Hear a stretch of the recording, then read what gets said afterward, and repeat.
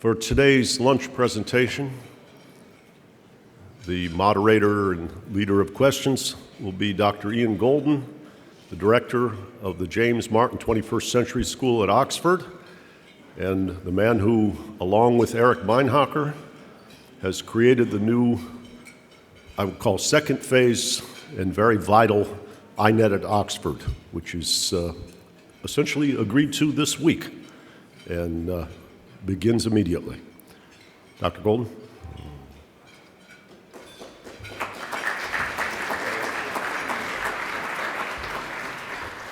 Thanks very much. It's a huge pleasure to introduce Paul Martin. Paul Martin's always been a person ahead of his time. He was finance minister in Canada from 1993 to 2002, and then prime minister from 2003 to 2006. And in both roles, he did things which we still remember as the way that we need to learn to do them. In the first phase, of course, delivering an austerity package, delivering an adjustment to a mushrooming deficit, which put Canada, as Angel Gurria said this morning, on the path to sustainable growth and has benefited the next generations and the prime ministers and finance ministers that came after him. So a massive intervention, controversial at the time, but which has withstood the test of history, and which we're delighted to learn from Paul about when he speaks shortly. He was also the godfather of the G20 and was the person that really pushed the G8 away from its fossilized structure into a new world, convening the first two meetings of the G20 ministers of finance that then went on to form the kernel of what now has become the G20. So someone who saw, before the other finance ministers, the need to go beyond the G8 and to make that a more global platform.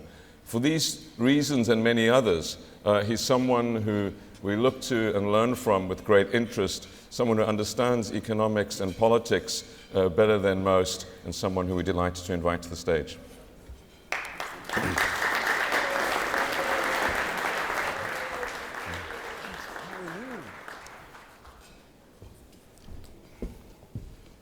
Thanks, Ian.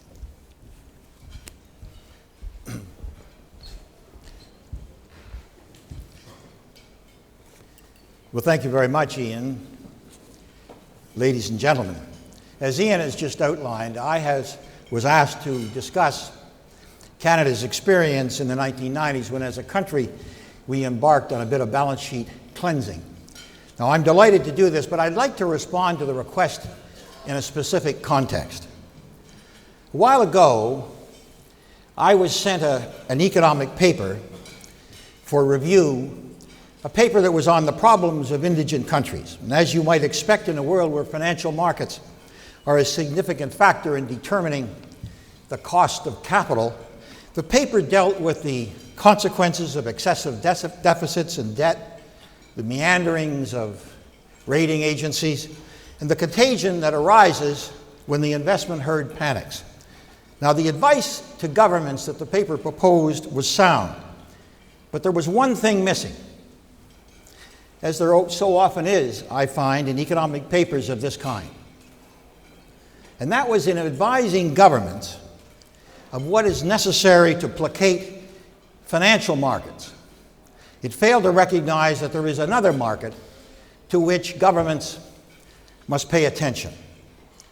That market is the people who live in their houses and who walk the streets, to whom governments are responsible, and whom, if not brought into the circle, have many ways of showing their displeasure. Now, understand me here. I am not suggesting that the economics profession should pull its punches. Quite the opposite, in fact. I am saying, however, that knowing what to do, which is what economists talk about, and getting there are two very different things, and that a government must bring its people on side if it wants its success to be more than short-lived. And therefore, what I'd like to do is to discuss deficit and debt reduction, both from the point of view of the economic truths they contain, but also from the point of view of the unlucky finance ministers who have to lift those truths off the page and make them a reality. And to illustrate this, I'd like to tell you the story of Canada's 1995 budget. We took office in November 1993. 60 days later, in February 1994, we brought down our first budget, which was not a landmark event. But the next one a year later was. So the question is, what do we do differently the second time around? And the answer is the most important thing we did was to make the deficit both the government's, but even more importantly, the nation's #1 priority. Now, my first meeting to that end was with our parliamentary caucus as a whole.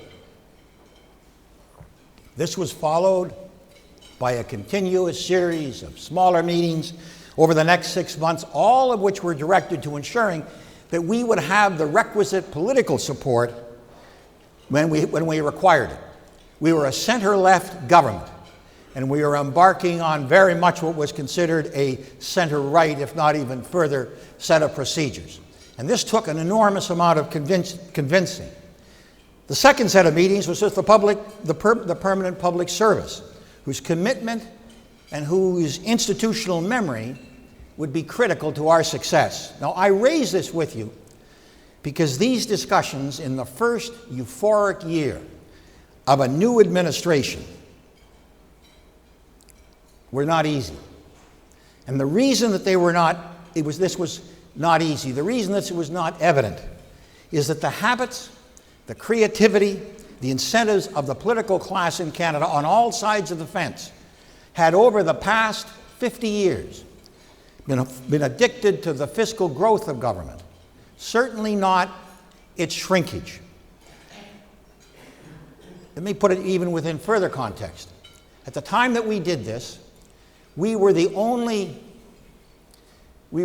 country that had decided to take on what was a very unfortunate balance sheet.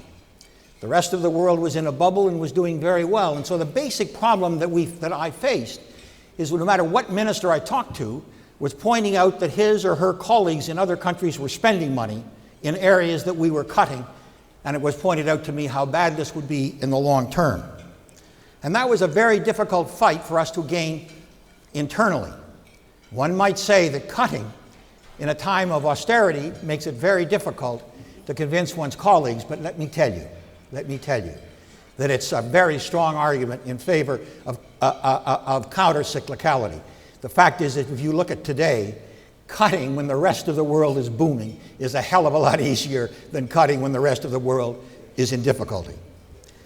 Next, recognizing that too often in democracies an excess of optimism about revenue streams, future revenue streams, can become a cover for inertia. Things are going good. Why in heck should we move? We commissioned an independent series of projections. We did this to realistically estimate the size of the fiscal gap that we had to deal with. And then we used the absolute lowest end of that range, to which we then added a further reduction for prudence. And then on top of that, we put in a contingency reserve for the unexpected as a result for our base projection. Now, as we will see, coming up with these extremely conservative numbers played a critical role in our success. And then finally, fiscal gap in hand. We set about establishing the percentage spending cuts for each government department that would be required. If we were to achieve our campaign promise of cutting the deficit in half in 3 years, and at the same time setting us on the road to what at that time was my now unannounced target of a zero deficit in 5 years. And some of you will say, well, why unannounced? And the reason is pretty clear. When you are asking people to sacrifice due to a promise that you had made, you had better hit your target. And to be truthful, I was not sure that we could hit the target of 5 years. And I was not going to basically ask people to absorb the kind of sacrifices that they were going to do unless I could assure them that, in fact, we would hit that target. To get this process started internally, I met with the most senior officials in the Department of Finance, One of them, Tom Burns, is the co-chair of today's meeting. Our question was not what was it we had to cut. Our first question was what spending was it that we had to preserve if Canada's economy was to grow and if social equity was to be protected. We were not interested in presenting a budget that would only skate us through for a couple of years. And this meant that we were going to have to concentrate, as we never had before, on the setting of priorities, and even more importantly, what that meant for the role of government in Canada. We'd done that, we then began the serious examination of departmental spending. When we'd finished the roll call of some 38 ministries, we added the results up. We further adjusted the spending cuts so that they came to a number that would meet our bottom line. And the next morning, and this is really important as well, the next morning, without any delay, in order to forestall any opposition that might build up, you've got a government, you've got a series of ministers, you start meeting with them. If you don't start to move right away, in fact, those ministers are going to gang up on you. You're going to find a build-up to what you want to do. So I started meeting with the toughest ministers in the first on the basis that if I got the toughest ministers to deal with, told them what their target was, the last thing in the world they were going to do was to let somebody else get away with an easier target. So I began to meet with each of my campaign colleagues individually. I gave them the targeted cuts in their departmental spending, which, as you can well imagine, were greeted with total disbelief. I was accused of acting arbitrarily, of acting unreasonably, and that's putting it mildly. Well, I didn't deny it. After 30 years of hiding behind process, of hiding hope against hope, there was no other way. We had a bottom line to meet, and we were going to meet it come hell or high water. The fact is, had we acted in any other way, we would have been nickeled and dimed to death. I don't know what the equivalent is in euros, but and the truth is, our problem did not require a lot of analysis. We were in a debt spiral, and 45% of that debt was owed to foreigners who were demanding higher and higher tribute. That being said, governing is a collective effort. We had promised during the election campaign to review the role of government during our first mandate. And after the election, a campaign committee was set up to review the role of government over a 4-year period. I asked the chair to do it in 4 months. He agreed, and this became the appeal process. In other words, cabinet ministers could appeal to this committee of their peers, for a break on the grounds that the cuts that I had asked of them were too drastic and were going to damage government. And program review had the option of giving them an easier target on one condition, and that was whatever mitigation was granted to one ministry would have to be made up by another. In short, while individual departmental targets were appealable, the government's bottom line was not, and it wasn't, and in fact, pretty well each target stood. Nothing like setting one minister off against another. To those of you who have been ministers of finance, you will understand that we were the only sane ones at the table. On February 27th, I tabled the 1995 budget as a result of all of this in the House of Commons. No department of government escaped untouched. Transfers to the provinces for health care and education were reduced. Public sector employment was cut by 20%. The Department of Transport was cut to the bone. Historic subsidies in the Department of Agriculture were eliminated. For instance, to give you an example, spending in the Department of Industry was cut by 65%. These were massive cuts. These were far greater than anything that Canada had ever seen. And nor were these cuts, and this is important as you start to take a look at when governments make announcements, these were not simply cuts or reductions in the growth of future spending. These were absolute cuts in existing spending. Most took place within the next 3 months, and such that by the end of the process, the federal government's expenditures as a percentage of gross domestic product were lower than they had been at any time in the previous 50 years. And the result? When we took office, Canada's deficit and debt were by far the worst of the G7, with the exception of Italy. And our level of foreign debt was the highest in the industrial world. Indeed, the Wall Street Journal dubbed us all but bankrupt. 4 years later, our debt to GDP ratio was dropping like a stone. Our financial record was second to none, and Canada's deficit was no more. Now that's the end of the first part of my story. And in some ways, the most difficult part, but the truth be known, in many ways the easiest. For as I mentioned earlier, deciding what had to be done and ensuring that Canadians were on side were two very different things. The truth is that the challenge was not so much to convince Canadians that dealing with the deficit was necessary. It was that there was a creditable and a fair plan for dealing with it. And so for this part of the narrative, let me go back to November 1993 when we first assumed office. Here, the first thing we did was to redirect the message of deficit reduction, bringing it home to people in ways that they could relate to. Let's not kid ourselves. Cuts in government expenditures hurt people. They'll never be accepted if the only reason for doing so is to make the bankers happy. Or, you will forgive me because of arcane economic theory. If deficit reduction is to be successful, and I think about some of the debates that we have all listened to as to why you've got to do it, because of the arid numbers on a balance sheet, because the European Commission says this, or because another country says that you must do it. The fact is, certainly in our case in Canada, if deficit reduction is to be successful, it must be seen as being essential to people's well-being, essential to the things that are important to them day in and day out. Thus, our message was not that servicing the public debt was putting the brakes on private sector investment. It was that the servicing of excessive public debt was leading to the gutting of needed social programs that people relied on. And this could not have been more true.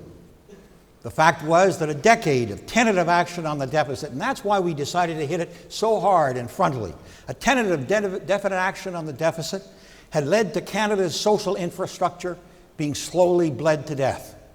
And an in-depth frontal attack was the only way of lifting the burden of compound interest, a burden which translated at that time into 36 cents out of every single tax dollar going to debt service, which at that time was by far the government's largest expenditure, far greater than education or health care. The second thing we did,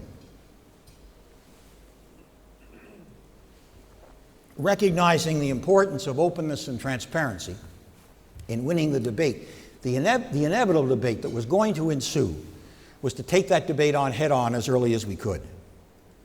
Thus, for well over a year before the budget was presented, we embarked on an unprecedented process of public consultation.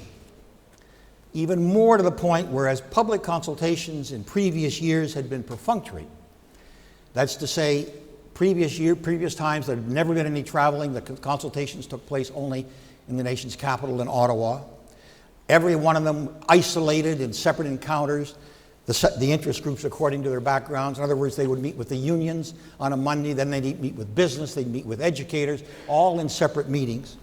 We brought them all together. And in a lengthy series of noisy meetings right across the country, in town halls and universities, and local and national televised roundtables, we let it fly. We had the interest groups publicly debate the trade-offs among themselves and with us. So what would happen in a debate that I would chair, for instance, when people were saying, how can you possibly cut health care? I would turn to the educators and say, which one is it? And the educators would say it. And then when I would turn to business, I'd turn to the unions and let them respond. And this debate took place right across the country for a year. That was the soap opera of the day. We wanted Canadians to understand that not only were there tough choices to be made, but that there were no perfect answers. There was no right answer. We had a problem, and everybody was going to have to face up to it. And in my opinion, this reach out to Canadians, which lasted, as I've said, for over a year, was critical to the budget's acceptance. Nor did it end with Budget Day.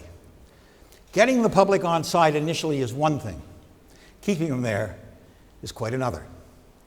The problem when a government has to do something that is tough in the overall public good and the public intuitively know it occurs not only when the government takes action, but it reoccurs over time if the steps taken are insufficient and the public begins to sense the futility of the sacrifice that you've asked them to make. It was short, it was clear the Canadians would support us, but we had better deliver on the deficit if we wanted that support to last. And that's where the openness and the transparency became so important. We all talk about making governments accountable. Well, the best way to do that is to insist that they make their commitments in real time. For this reason, we introduced the concept of rolling two-year deficit targets measured annually. That is to say, so people could measure and they could focus not just on what our far-out target was, but what our annual deficit targets were on the way there. Now, for us, this was very important. To me, it was very important, but also to the government as a whole, because it was important to keep the government's feet to the fire.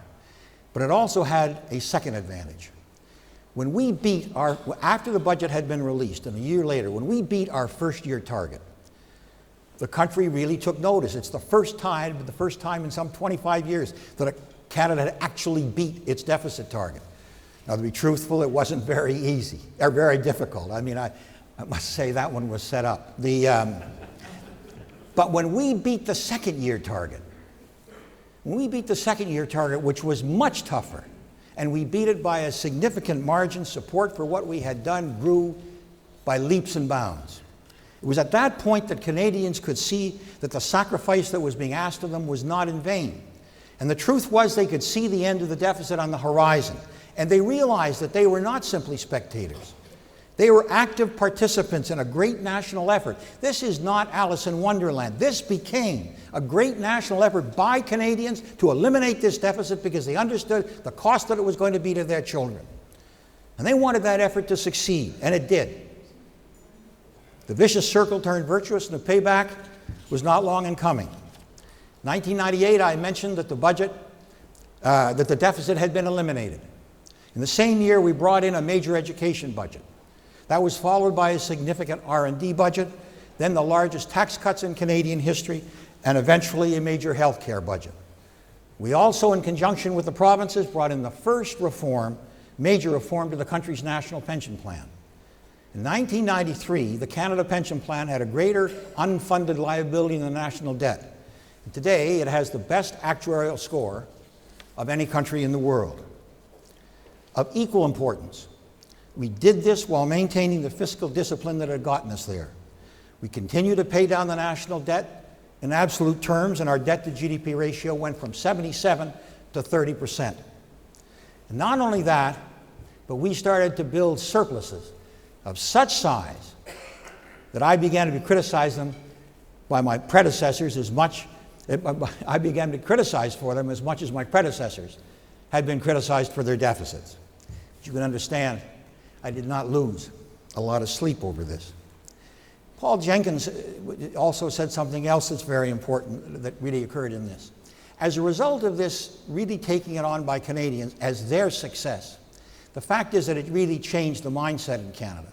And it would be very hard even today for a Canadian government to engage in persistent in structural deficits. The fact is that the fundamental mindset occurred in Canada that this was the way to the future. And the reason I believe that happened is that once, when compound interest works against you, but when the virtual circle starts to work for you, that's where we were able to make these major funding things that I talked about in terms of healthcare and education, and Canadians saw it. Now this doesn't mean everybody was happy. Let me digress for a second. I'll tell you a story. Those of you who've been to Ottawa know the Peace Tower is on one side of Wellington Street. I was on the other side walking back the day after the budget.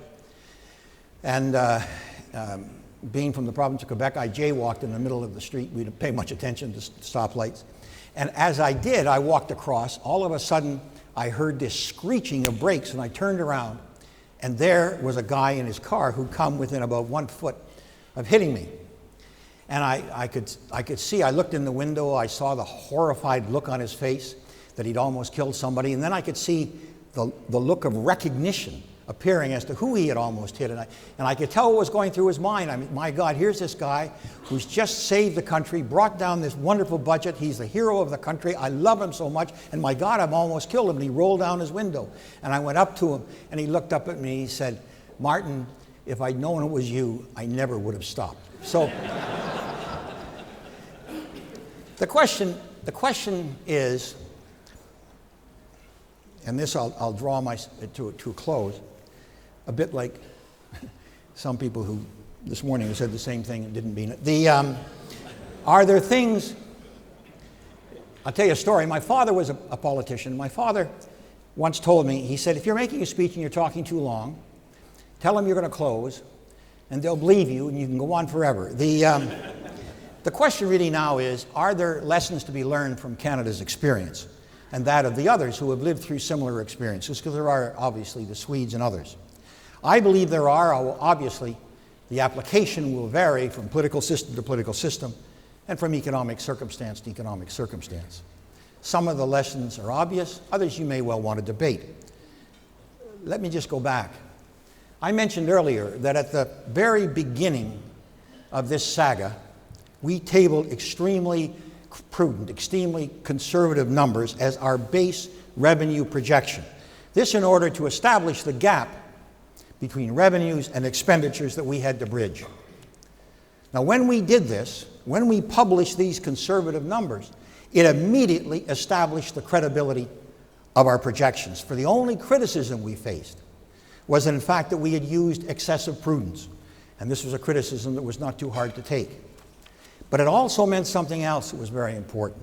A year later, when the budget was tabled, no one creditably said that the actions, that is to say, the spending cuts that we had brought in to do the job were insufficient to do the job, because they already accepted that the gap we were trying to bridge was far too prudent. And they basically said that the measures that you have taken were too great. It wasn't exactly shock and awe, but let me tell you, it was the next best thing. The fact is that the majority of economists, when we brought in a budget and said we are going to bring it down to these levels and ultimately that we are going to eliminate the deficit, the criticism that we faced was not that we were looking at the world through rose-colored glasses. It was, in fact, that these guys have done too much.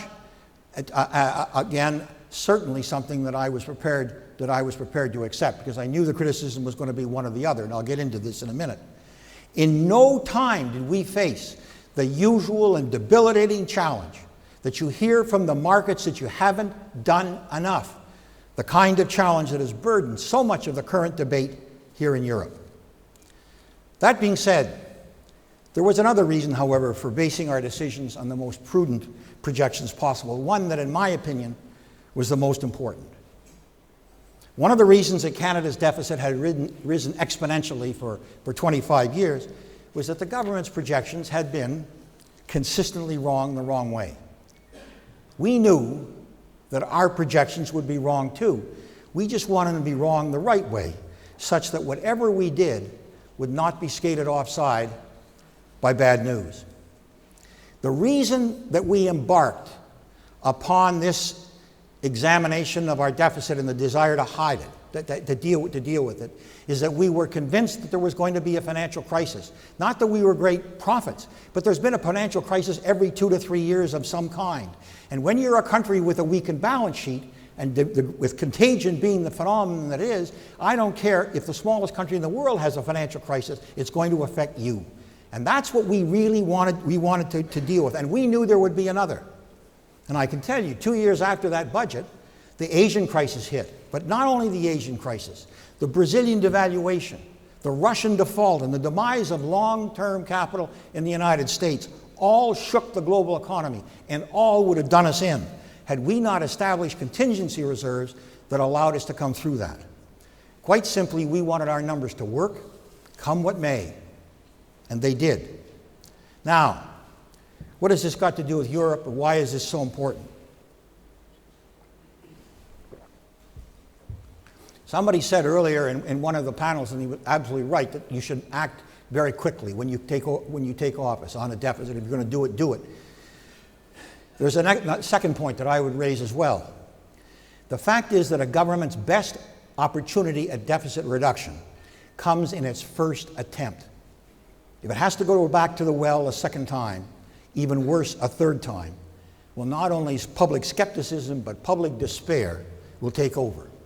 And that, I believe, when you start to get riots in the streets. Does that sound familiar? Well, I'm sure it does. Even as we speak, a raft of the world's political and economic commentators are telling not only the people of Greece, but those of Spain, Portugal, and others as well, that what is being laid before them won't work, because the numbers don't work. I'm not going to get into a comment on whether they will or they won't, but I will say one thing. How many false starts, how many unfulfilled expectations can you expect a people to absorb and work with you to eliminate the kind of balance sheet problems with which they don't identify? The guy or the woman who comes home from work at night doesn't think, oh my God, we have got a debt to GDP ratio that's out of trouble. They talk about their own problems. And if you want them to engage with you, then you better be prepared to engage with them. Another example of why it's important that you hit your numbers the first time, that you don't keep coming back. Many commentators predict that even the latest rendition of European bailout packages is too small to do the job, and one is hard-pressed to disagree. The Secretary General of the OECD, Angel Gurria, this morning said recently that the European package should be, and I quote, the mother of all firewalls. I got to tell you, the mother of all firewalls. You know, I'm not an economist. I spend all my time now learning all of these newfangled terms that the crisis has brought on. Mother is the first new economic term that I understand. But the Secretary General of the OECD was right. And he's certainly right if the purpose of the fund is to so impress markets that it never has to be used. The problem here is that initiatives such as firewalls, no matter how good they are in theory, if they risk falling short of the mark, they become the breeding ground of doubt, of dashed hopes, and dashed expectations. And ultimately, that is the stuff upon which contagion feeds. The final lesson I would draw is that if deficit reduction is to be a priority, then it has to be a national priority. Suffice it to say, talking to you, Joe, now, Stiglitz, suffice it to say that when Canada's debt ratio hit 70% on its way to 77%, it was assumed by most economists that we had crossed the tipping point. Well, the United States is there now, and the IMF now projects that it's going to go to 115% within 8 years. Those are serious numbers. And yet the so-called deficit debate in the US is not about the deficit at all. It's about winners and losers. Well, if there's one thing to remember from the Canadian experience, it is that for deficit cleansing to succeed, there can be no winners while most people are losing. If deficit reduction is to gain public support, it requires a united effort. In other words, it must be a truly national exercise. When the Republicans in Congress said that their priority was to gut the health care bill, for instance, or when the administration hesitated to give Simpson-Bowles or even the Senate Gang of Six the kind of support it needed, it was evident that deficit reduction, despite all of the headlines, was no one's priority in the United States, and until it is, nothing is going to happen. There can be no better example of this than the US debate over taxes. In Canada, the circumstances were such that we were able to do the job primarily on the spending side. Something like 96% of our dealing with the deficit was, in fact, reductions in expenditures. This is not the case in the US. Our southern neighbor, quite simply, will not be able to reduce its deficit to acceptable levels without serious tax reform. That is not ideology. That's arithmetic. Even more to the point, borrowing to cut taxes makes no sense. It just builds up debt which the next generation will have to pay by increasing their taxes. Americans will forgive me for saying so, but the debate in the US is not about whether there should be higher taxes. It's which generation is going to pay for them. And I think the ideologues should admit that. Well, now having offended everybody, let me just say in summary. Despite all the sound and fury, I believe in neither Europe nor the US has the deficit battle come to ground. The Europeans, because they are so focused on austerity, they have failed to recognize that economic growth is not a negligible component of deficit reduction. Cutting spending and cutting deficits are not always synonymous. And the costs of massive youth employment, as in Spain, are not temporary. In the US, while it has pioneered a number of innovative stimulus instruments, and I think should be congratulated for it, it clearly refuses to face up to the fact that even for it, there is a tipping point. And now that the US economy is showing some signs of life, it cannot put the day of reckoning off much longer. Clearly, after the presidential election, regardless of who wins, a process of national outreach is going to have to take place, and hard truths are going to have to be faced. And this is not just important for the United States, as in all things. This is important for the rest of us. 3 years ago, the Simpson-Bowles Commission would have provided the focus for a national debate that could have led to the kind of compromise. In the congressional system, it's probably the best way that you can do the kind of consultation that in a parliamentary system arises naturally from it. But it would have provided the kind of discussion on the kinds of compromise on which successful deficit reduction programs can be based. And clearly there have been failures. Simpson-Bowles, the Gang of Six, then the last one. But I believe that consideration must be given in the US to bringing a consultative commission back in some form or other. At some point, reality in Europe and in the United States has to set in. And in fact, it is that reality that we were discussing this morning in this conference and what you were discussing yesterday, and I really want to congratulate INET for having this conference. Suffice it to say, however, it will probably be a lot easier for us to convince each other than it will be for any government to explain to its people what has to be done.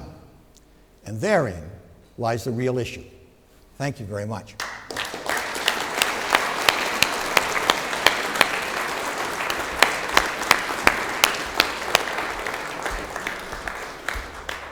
Thank you, Paul, for that absolute masterclass in how not only to give political leadership, but to see through the numbers and focus on the right things. Your combination of financial understanding together with the need to bring people with you is absolutely key. There are lots of questions in my mind, but let me not abuse the chair by asking them.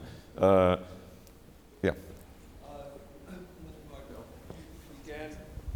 Thank you. You began by referring to the strength of economic growth outside of Canada when you launched this program. To what extent do you attribute both the quantitative success in the budget program and the continued political support to the shift in the terms of trade and the shift from current account deficit to significant current account surplus? Oh, I think that I don't know which one of these works. Is this one? Both, I think. Both? Okay. I don't think there's any doubt. I don't think there's any doubt that the economic strength that it was outside of our borders was very important to our success. The reason being, as I mentioned, the reason that we acted when we acted was there was a strong rumor, those of you who go back to the 1990s, the United States at that point, I think it had 6 years of economic growth. There was a strong rumor that the recession was coming in the United States. And that scared the heck out of us. The second thing is that we knew there was going to be a financial crisis at some point. In fact, 2 months before we did the budget, the Mexican peso crisis hit, drove our interest rates through the roof. And if the United States had not acted quickly to deal with the Mexican peso crisis, and Mexico as well, acting very quickly, then we would have been in trouble. The other thing, of course, is our own currency. We had our own currency. We did not devalue, but our currency got down, Tom, I think got down to 62 cents. It's now over par. Our currency, but it's really very interesting, just as an aside, we actually were working to get our currency up. We were really worried that our currency was going to go into some kind of a death spiral. And we went out actively arguing to get our currency up, which we couldn't get it up for a long time. In retrospect, I'm quite glad we were not successful. But Was there another hand right here? Yeah. Yes, it's just a follow-on. I'm just wondering what applicability the Canadian experience has, given that you did have your own currency, you had the outlet of a massive boom in your current account. That's something that's clearly not available to Europe. And secondly, you had first mover advantage. You were the only one that did this, and clearly, if everyone does it, there's a fallacy of composition problem. So how do you deal with that? well, I think that's much more of a problem, obviously, for Europe than it is for the United States. The United States has its currency. In fact, it has everybody's currency. So I think the biggest problem in the United States is the dysfunctionality of Congress and the inability to basically do the kind of reach out to people and basically make that compromise where I go. That's why I come back to some kind of a commission like Simpson-Bowles or some other kind of a vehicle. Clearly the situation in Europe is much different. And here, of course, I'm now going to venture on much more touchy territory. But fundamentally, I mean, you know, Europe has not set up the institutions to make the kind of fiscal union that it talks about work. And I mean, so what are they doing? I mean, they're imposing a very high currency on countries that are really suffering in the Med, so that a very, you know, much more wealthy country can have a lower currency than it would other have. Doesn't do anything for those countries. It has transferred massive. It's trying to transfer massive private sector debt again onto the public wheel, which I don't think makes an enormous amount of sense. But the fundamental issue, I think they've simply gone too hard on austerity, and I certainly believe in cutting spending. But I think there is a balance, and I think, to be quite honest, the United States has gotten that balance a little bit better than has Europe, and they're going to have to do it. I think it's going to be a very long-term fight, but I don't know how they're going to do it if they don't set up the institutions that are going to make their vision work. The lady over there.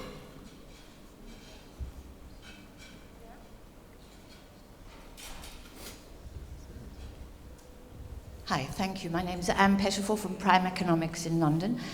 I'm very struck by the bifurcated nature of the debate, both this morning and in Mr. Martin's contribution, which is namely that we should focus on restructuring and writing down debt and fixing budget deficits, and not enough emphasis on the need to generate income to pay down debts and deficits. And we at Prime have conducted a survey of the last 100 years of Britain's public accounts, and we find that in a slump, what is really needed is for government to generate the income needed to pay off private debts of firms and individuals, and the best way to do that in a slump with the private sector heavily indebted is for government to spend. And what that does is to reduce the deficit by generating income. So there are two sides to this debate, which is now so bifurcated, and we're focusing only on one half of it. I think that's a valid criticism. I was under pretty strict instructions not to go on too long, and so I didn't try to cover everything. I don't disagree with you. I will simply tell you, during the time that we were cutting, we actually invested very heavily in infrastructure, and the fact of the matter is, what we found to our surprise is that through personal income taxes and corporate taxes, we got back 40% of the infrastructure spending within the first 5 years. So I do think that's possible, and I very much think that the answer to the question that was asked, what do you do in the case of Europe, has got to be focused on how do you build up, how do you compensate for the great weakness in the Mediterranean countries by investing in that kind of thing. Again, I come back to it. I think it's a question of balance.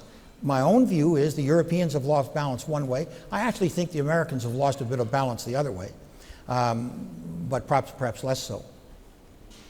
Okay, the gentleman there, yeah. Yep.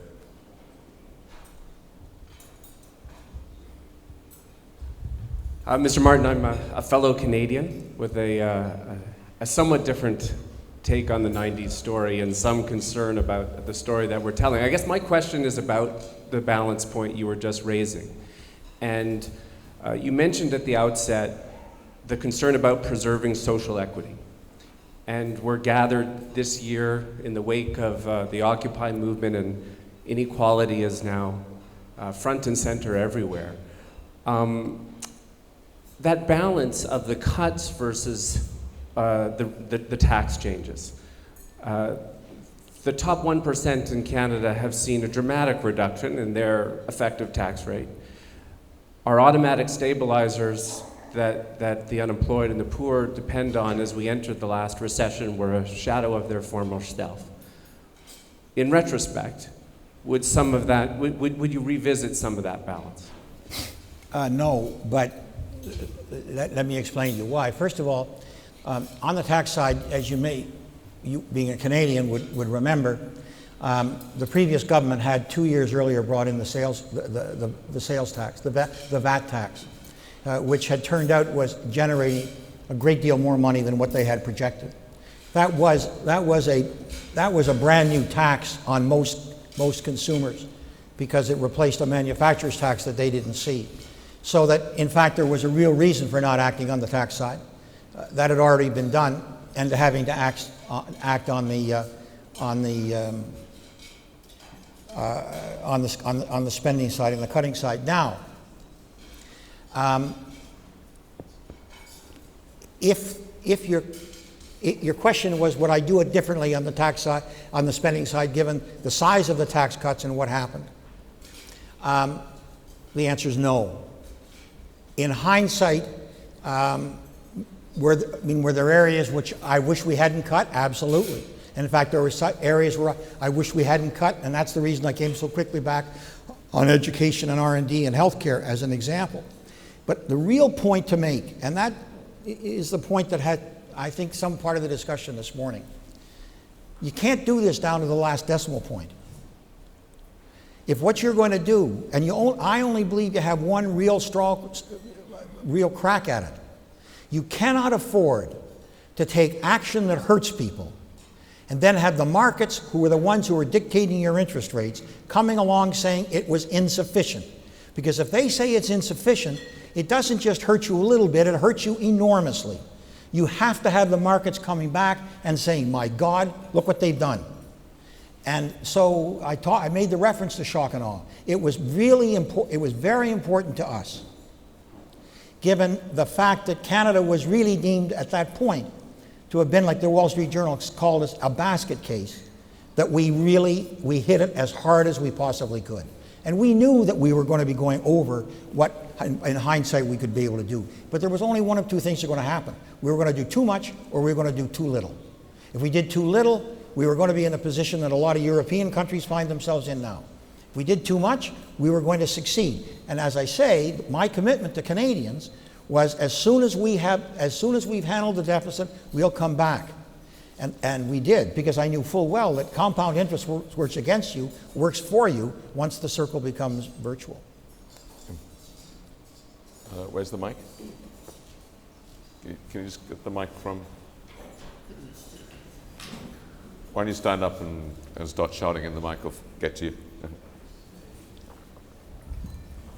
Well, first I'd like to congratulate Mr. Martin for being able to use the phrase, we tried, but we failed to get it up, and I'm thankful for it with a straight face. I don't think I'm going to ever hear that again. I think, so given that you are, in the same way that we saw the mother of the firewall and the father of the firewall, you are the father and the mother of the G20. So in the current discussion, there is this ongoing possibility of the G20 putting in more money into the IMF in order for the Eurozone to be further helped in order to add to this concept of firewall. Now, we've been floating an idea and discussing with some of the G20 members in the IMF, which is that the IMF should pull out of the programs in Ireland, Portugal, and Spain, Given that the euro is a single currency and the IMF was set up primarily to deal with balance of payments problem and currencies, it is logical for the IMF to be dealing with the eurozone as a single entity. Our problems are primarily internal. Our imbalances are primarily internal. And of course, we have enough resources. So is it or is it not a good idea, in your perspective, for the IMF and the G20 to be making a one-time only offer to the eurozone, saying we would provide support, but only if there is a conditionality and a structural reform program for the eurozone where conditionality applies not just to Spain and Ireland, but equally well to the Netherlands and to Germany and to the ECB, and you get your house in order. So the world is behind us, but only if we get our house in order, because God knows only we can. Well, you got 3 votes. I think that if the IMF, which is a very large if, were to come in, then I think that obviously conditionality by the IMF would be requisite. They've had conditionality in everywhere else that they have gone. Why wouldn't they do it? Why wouldn't they do it here? I don't think, in my opinion, those would be the conditions. I'm not sure that to come in for the IMF to come in and say we're going to do this on condition certain countries are set outside the circle. I'm not sure I would agree with that. Maybe I misunderstood what you were. What I was saying was that there's no point having an IMF program for Ireland and Greece. But what we need is internal adjustment, governance and economic adjustment for the eurozone. It only makes sense to have an adjustment program for the eurozone at the eurozone level, because it's not a Greek problem, it's not a Portuguese problem, it's a eurozone problem. Well, I suppose that is something. I guess I would say I guess that is something that could be looked at. It's probably as far as I would go without really having the opportunity to think through it a little bit more. Having said that, that's a very large if the IMF should go in. I have not crossed that bridge yet. I mean, my question really is, I'm not sure this is an issue. I'm not sure the Europeans have done, certainly at the present time, that which is sufficient for the IMF to come in. So I would be a little bit behind you on that particular issue. I'm afraid we only have time for one question. George Mallinckrodt. Sorry, can you bring the mic over here? The mic's falling.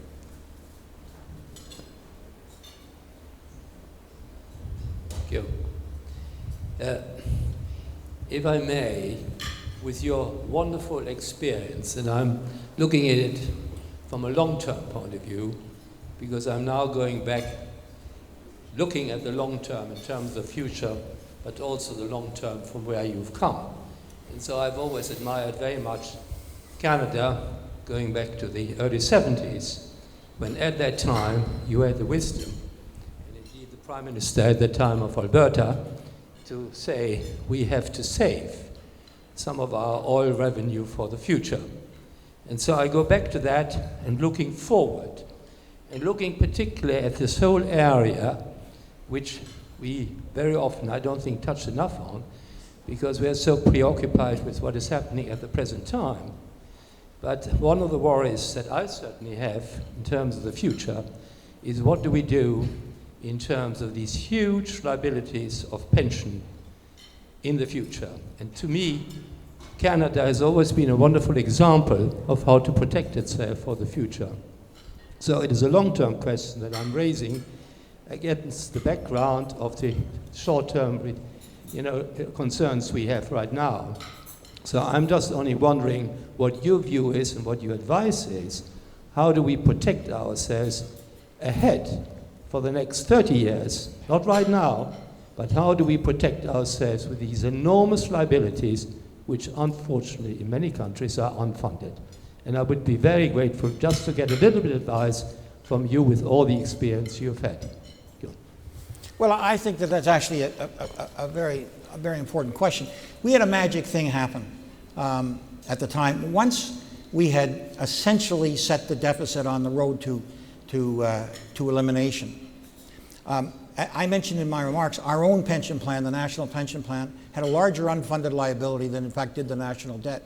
It had been around as long. No provincial or federal politician would touch the Canada pension plan, and most people had written it off. And there is a magic thing that happens when you begin to solve your problems. It is very interesting. But when you solve the first one, the second one becomes much more easily to solve, and the third one, once you start to build up some kind of momentum. And what happened in the case of our own pension plan, once we had set the deficit on the way to elimination, I called my provincial counterparts. Now think about this. I called my provincial counterparts, every single one of whom I'd cut their budgets by about 20% in certain cases in the transfers to them.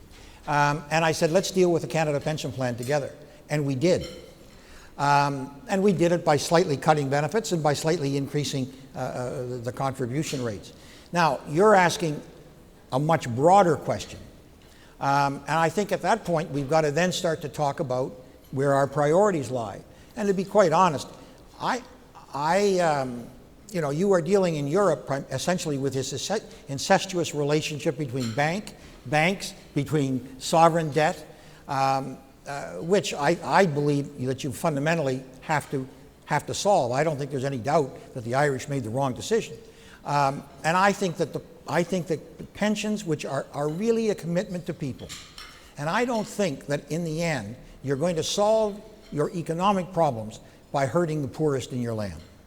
I just don't think you're going to do that, and I think that pensions are an essential part of that. Thank you. Paul, thank you so much for sharing your thoughts with us. I think we've all come away a lot wiser, not only on some of the economics, but certainly the communication.